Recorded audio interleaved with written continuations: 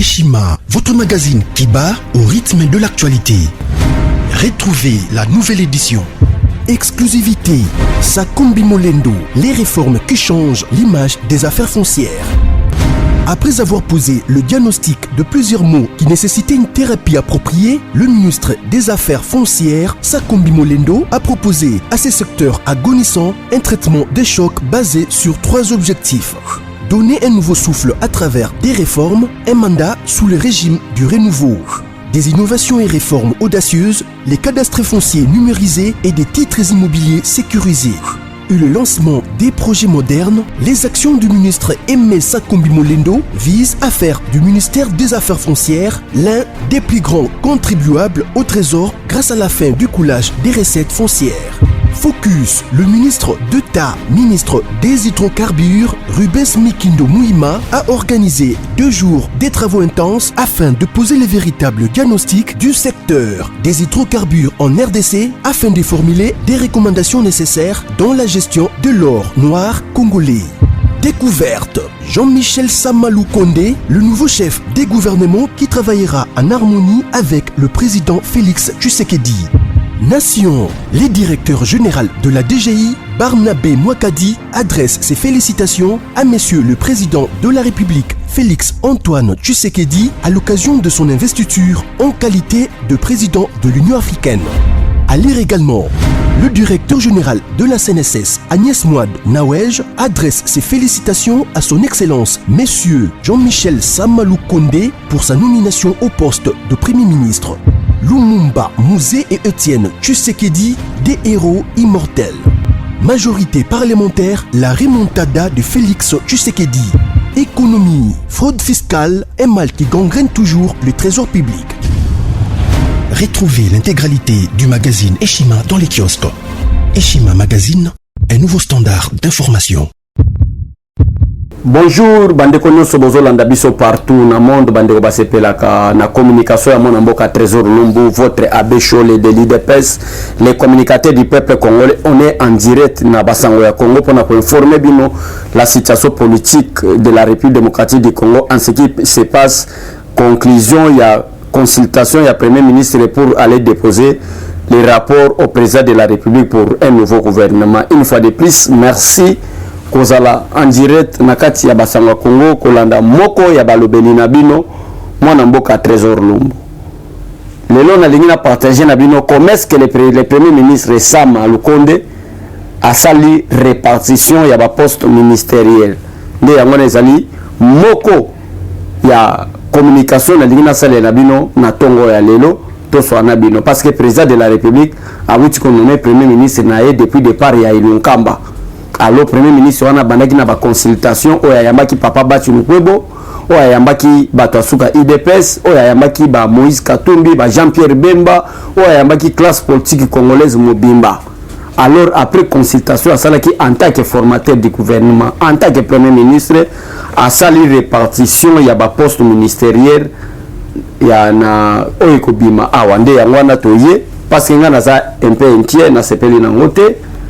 Mais nazalaki déjà averti que kobima bongo yango na bige noto partager na baninga peut-être ezala bandeko oyo bazali même opinion nanga to partager na bango to calmer bango to loba ndenge nini situation politique na mboka ezokende. Répartition des ministères après consultation du premier ministre.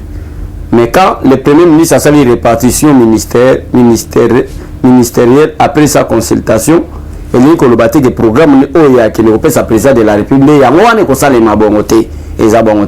Les alliés vision n'indéga moni grandeur ou taille ya gouvernement monture ya gouvernement ndaki le repesa na président de la République.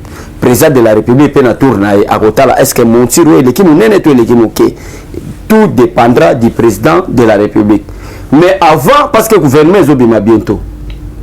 Gouvernement zobima bientôt avant to comme le 15 mars to zala déjà na nouveau gouvernement na terrain.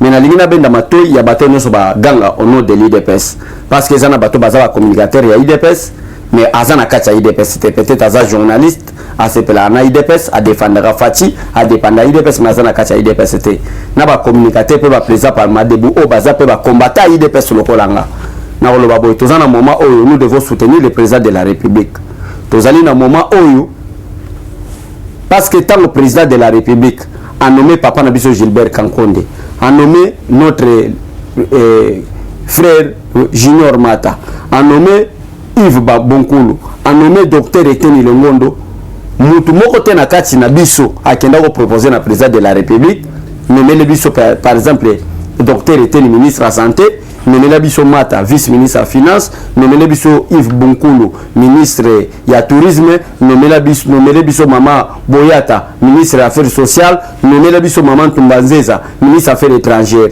Ezalanga bandeko na baleka na communication ou soit ba président parlement debout mutu moko ta kenda ko proposer na président de la République que nommé le biso bato. To continuer ka na lire wana ke après pe gouvernement zobima to luka pete ke to banda ko tia président de la République entre les marteaux et l'enclume pour dire que ta la base baligné mututel. Non, to peut sa confiance dans le président de la République, parce que s'il y a des personnes ici, il y a des hommes qui sont intègres en République démocratique du Congo, Félix Tshisekedi peut être le numéro 1.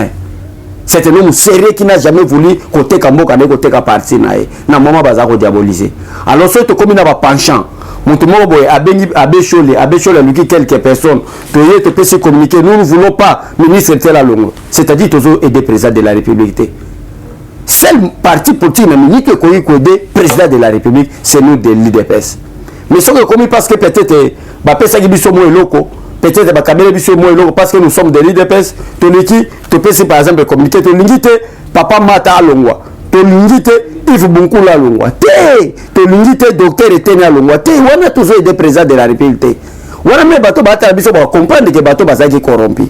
Parce que tant bato wana bakina na ba ministère, biso te to proposer bango. Biso te to sala ba communiquer que président de la République tout le nommé. To zala que sima mutu te to mona ka gouvernement bimi, to moni ba papa Eteni ba ministre de la santé, to moni ba Junior Mata ba vice-ministre de la finance, to moni ba Yves Bonkulu notre président Ligue des jeunes, ministre du tourisme, to moni notre secrétaire général adjoint Eteni nani Marie-Claire Ntumanzeza, ministre des affaires étrangères, to moni Yves Bonkulu ministre du tourisme, to moni notre secrétaire général adjoint encore Tezo ou à la présidence comme conseiller chef de l'État, to moni notre secrétaire général adjoint encore Maman Rose Boyata ou à qui comme ministre des affaires sociales, mon côté na kati na biso en matin na parlement de Bolobi, botige la biso mototel. Le gouvernement peso bima, chers membres de l'IDPS, chers peuple congolais basola na biso, to luka pete ke to commission va communiquer non, la base soutient telle personne, non, faisons confiance au président de la République, parce que sur le comité la base fait confiance à telle personne. Nous sommes que l'OPS a peut-être bon on a parlement débat à côté de nous, nous voulons, c'est-à-dire on n'aide pas le président de la République. Nous sommes là pour accompagner la vie du président de la République. Nous sommes là pour aider le président de la République. Tout le président de la République du temps où ça la choix naé a yebi na ba membre nous ça IDPS. Oh bazala qui n'a pas vraiment nan nazala qui na volonté à la partie na peuple congolais, nan nazala qui na volonté à ça la makamunos. Voilà, na boina qui ne moulaye ezaki kaka un bon conseil à bon attendre ça. Pourquoi na lobby bongo? Parce que ils ont une répartition. Il y a les répartitions des ministères après consultation premier ministre. Oh, IDPS Tozakaka, 3 ministères. Sur la taille, il y a nini na taille ya gouvernement.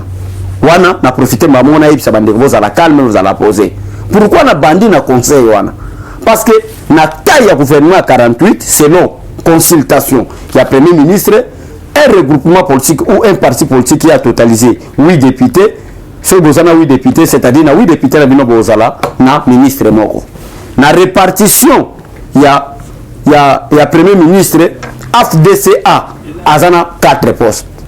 Na 4 postes ya AFDCA azana ngo a kozwa premier vice azwa poste ya iboso azala vice premier ministre ezala pona AFDC ya bati lukwebu a kozwa ministre d'État a kozwa 2 ministres na vice ministère, c'est-à-dire AFDC ya bati lukwebu azalina 1 2 3, 4, 5 postes ministériels au Akozwa. Par rapport à poids politique, par rapport à nombre de députés à Zanango pour nos salariés. Donc, Akozwa combien? Akozwa 5 postes ministériels.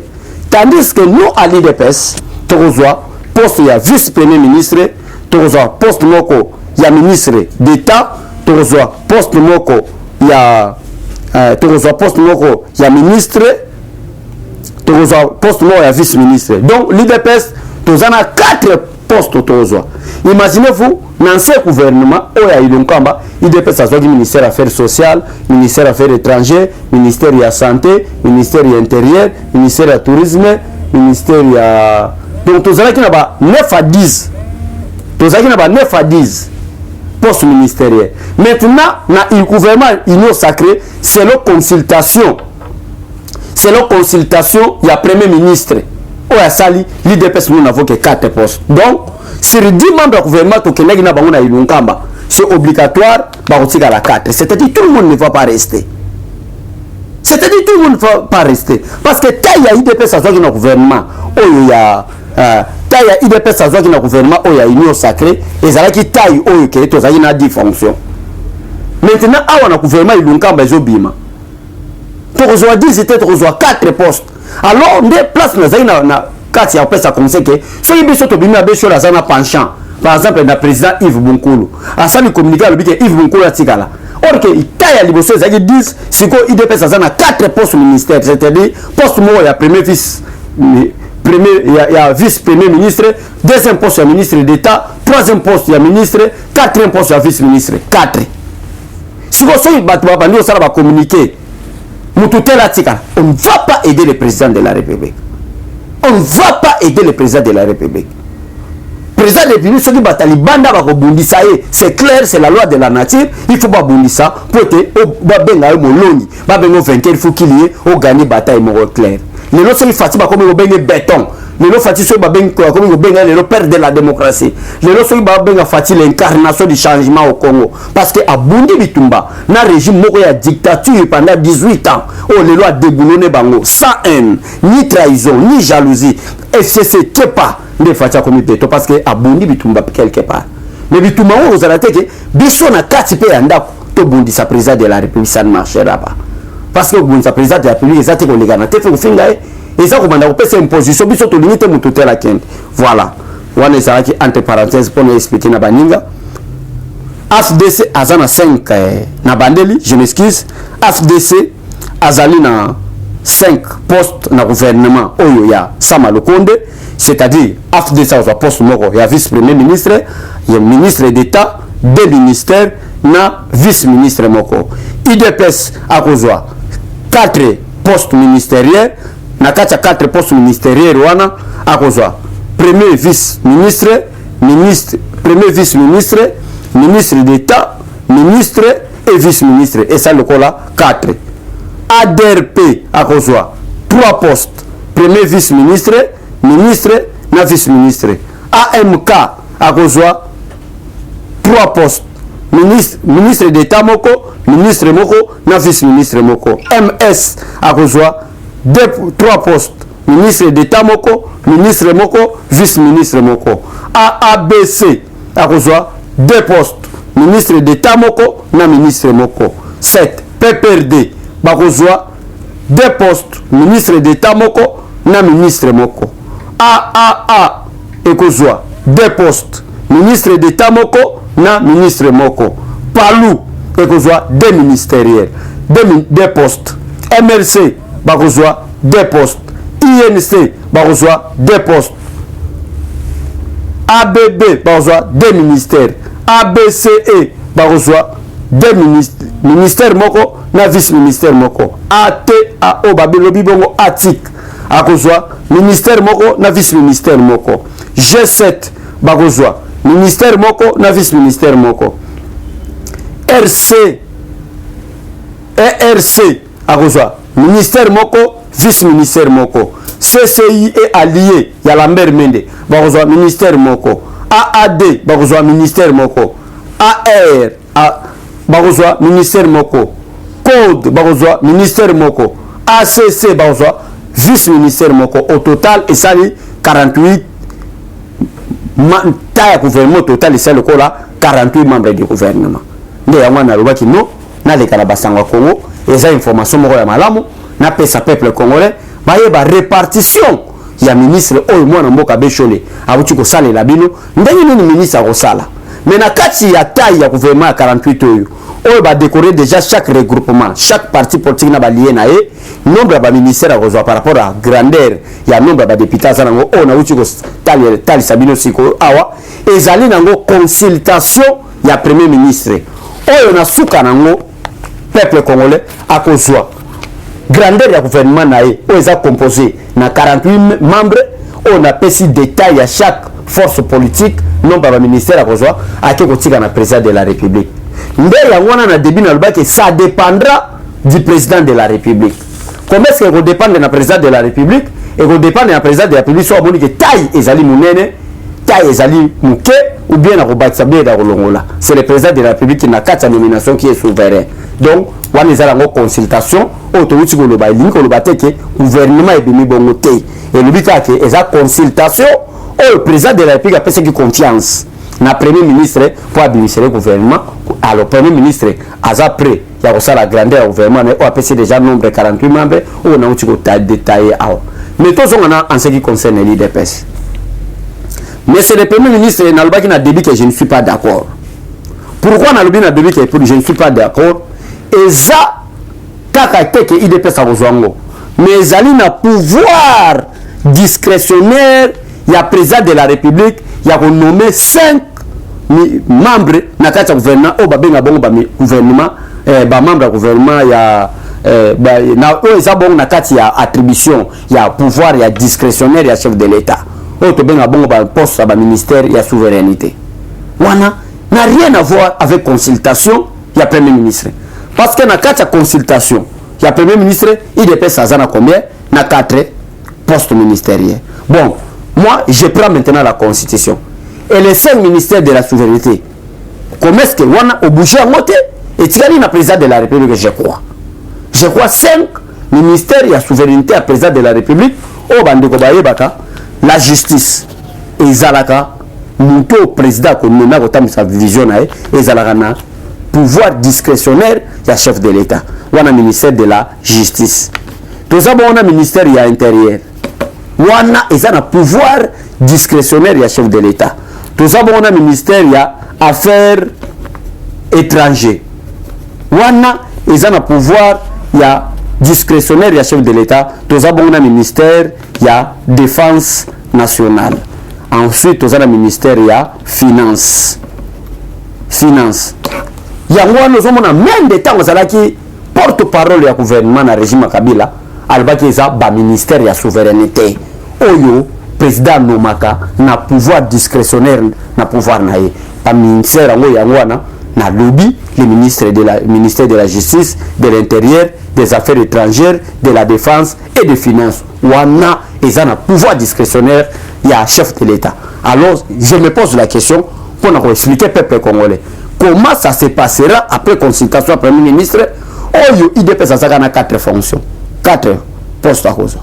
Ou soit, na 4 postes à cause, et vous avez 5 ministères de la souveraineté, bah, vous pouvez la patrouille. Chef de l'État, pour son vision, ça je ne sais pas. Ndé yangwana na lobi geno, na zaki un peu d'accord. Mais faites confiance au président de la République, tant au rapport au Kende, na premier ministre, parce que la consultation, le premier ministre a sali pour appeler sa grandeur du gouvernement, na 48 membres. Basololi nana présidenté asalango indépendamment en tant que chef du gouvernement ou a outi ozala nommé par le président de la République nazo ki ngo déposer mon président de la République ba traiter na président de la République jour ba ko traiter ngo et bimi to ya to sora na bino. Que Dieu bénisse la République démocratique du Congo, que Dieu bénisse le peuple congolais. Au revoir et à tout à l'heure. Mais to kotate to s'ingérer. Faites confiance au secrétaire général Augustin Kabouya, faites confiance au président Jean-Marc Kabound à Kabound 520 gigas. Oyo bateau ba kopone la biso na parti to pesa bango confiance parce que bazan expérience ya bateau ba kenda ki na gouvernement yukamba mabe basali na bolamo basali to faire confiance na bango parce que baza ba konzi na biso bateau ba kotinde la biso ba sala pour l'intérêt ya peuple pour l'intérêt partout etindi bango pour mutu mokote akemi auti na IDPS ake ministre na ba diplôme nae na connaissance na intelligence nae akei par rapport à un élite noble à IDPS dans une chance au Kende la représentant IDPS na gouvernement alors ba secrétaire général Augustin Kabuya na ba président Jean-Marc Kabunda Kabund ba yebi qui est compétent et qui a aidé les partis pour être parti qui n'est bossé et qui a aidé la vision du chef de l'État pour être qu'il bosso tout ce qui va passer soit na ba biso to limite mo tout la longwa biso to limite boité en tant que communicateur du peuple de na lobby. Au revoir et à tout à l'heure. Eshima, votre magazine qui bat au rythme de l'actualité. Retrouvez la nouvelle édition. Exclusivité, Sakombi Molendo, les réformes qui changent l'image des affaires foncières. Après avoir posé le diagnostic de plusieurs maux qui nécessitaient une thérapie appropriée, le ministre des Affaires foncières, Sakombi Molendo, a proposé à ces secteurs agonissants un traitement des chocs basé sur 3 objectifs. Donner un nouveau souffle à travers des réformes, un mandat sous le régime du renouveau. Des innovations et réformes audacieuses, les cadastres fonciers numérisés et des titres immobiliers sécurisés.